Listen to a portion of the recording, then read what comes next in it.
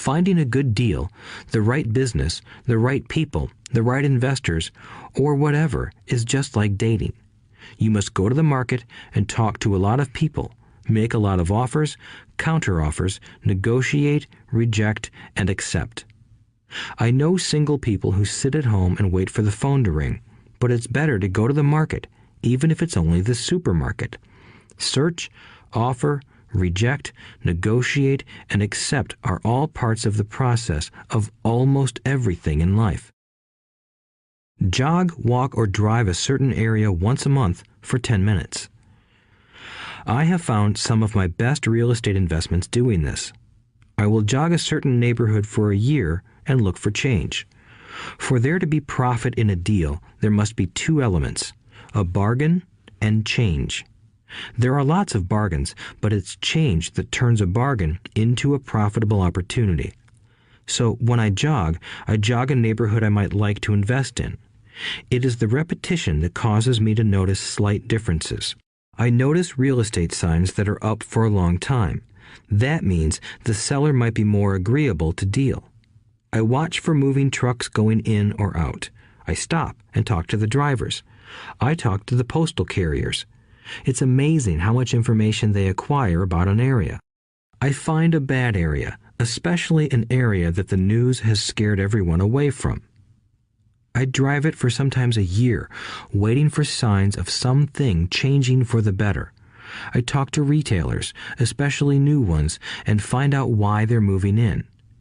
It takes only a few minutes a month, and I do it while doing something else, like exercising or going to and from the store. Shop for bargains in all markets. Consumers will always be poor. When the supermarket has a sale, say on toilet paper, the consumer runs in and stocks up. But when the housing or stock market has a sale, most often called a crash or correction, the same consumer often runs away from it. When the supermarket raises its prices, the consumer shops somewhere else.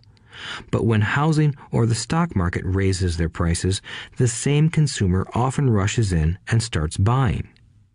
Always remember, profits are made in the buying, not in the selling. Look in the right places.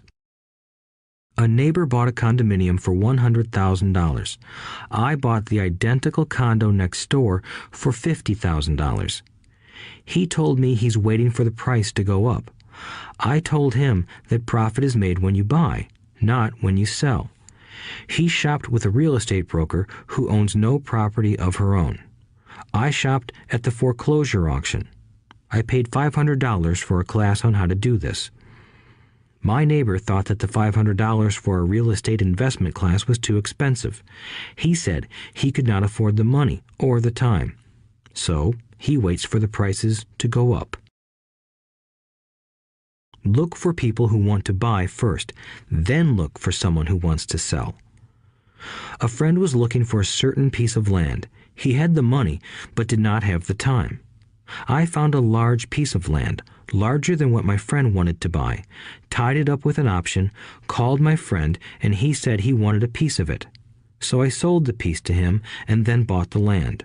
I kept the remaining land as mine for free. Moral of the story: buy the pie and cut it in pieces. Most people look for what they can afford, so they look too small. They buy only a piece of the pie, so they end up paying more for less.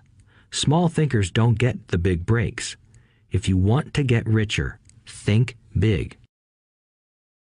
Think big. Retailers love giving volume discounts simply because most business people love big spenders. So even if you're small, you can always think big.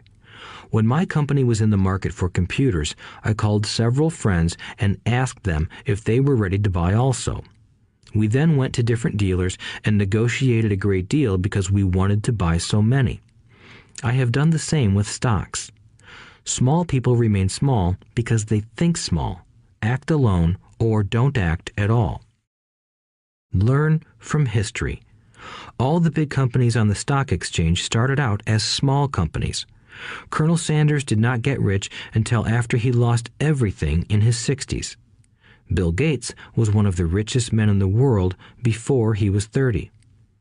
Action always beats inaction. These are just a few of the things I have done and continue to do to recognize opportunities. The important words are have done